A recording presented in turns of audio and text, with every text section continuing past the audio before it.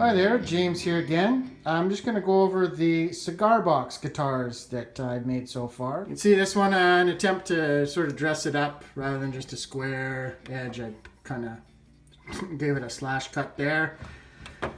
This had ukulele tuners, so the posts on the tuning machines were quite short. So as you can see, the wood's quite thin there. I haven't noticed any problems with that. Bone nut. Next one, sort of similar. These are Shane Spiel signature tuning machines. Work quite well. 4 strings, again, it's the slash cut.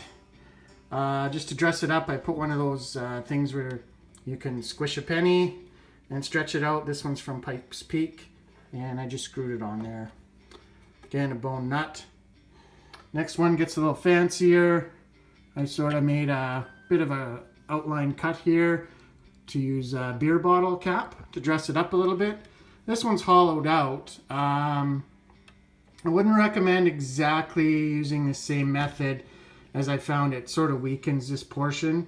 I'd either make the slot a little bit narrower or leave a bit more material on this side or something. But anyway, it looks quite nice.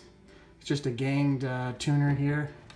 This is using my first guitar using a 0 fret. So this is just an extra large jumbo fret and then a couple of number 4 wood screws just to keep the strings from sliding around on it. Next one here, sort of similar shape, works quite well. It's got a bone nut. So this is a gang tuner as well. It's just on the back. This one works quite nicely. And those are just another pair of number 4 wood screws just to keep the strings in line with the bone nut here, and also to provide a bit more of a break angle to prevent the vibration from transferring over to here. And then this is the last one. It's again a fairly sort of a combination of the last two. This part of it's similar, and then I've got the 0 fret here again, which seems to work quite well. We'll carry on down to the necks. These are all fretted guitars. The neck is, they all use a through neck design. They're all maple necks based on a 1x2. And various hardwoods. I think it's either bonobo or cool, and I can't really pronounce it. But these are just sort of a hardwood, and then these last two are actually leopard wood.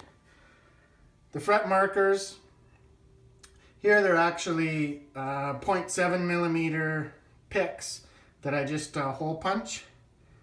And they're sort of a celluloid pick, so they kind of a nice decorative look. Some of the other ones, that's just a 1/4 inch poplar doweling. I just drill a hole and glue it in and flush cut. These are medium frets. Carrying on down to the box. The bridge on this one is just a bolt. Or actually this is threaded rod with nuts on either side. I actually glue these nuts on with some just a dab of construction adhesive just to keep them from vibrating. So I've done that on all these ones, just varying sizes of either bolts. This is a 1/4 inch bolt. And then this last one here actually uses a piece of cedar with one of those jumbo frets on it, and then little tiny saw cuts here just to keep the strings from moving. Works quite well. And the tailpiece on all of them are quite similar. I'll just go over that. You can see what I've done at the neck.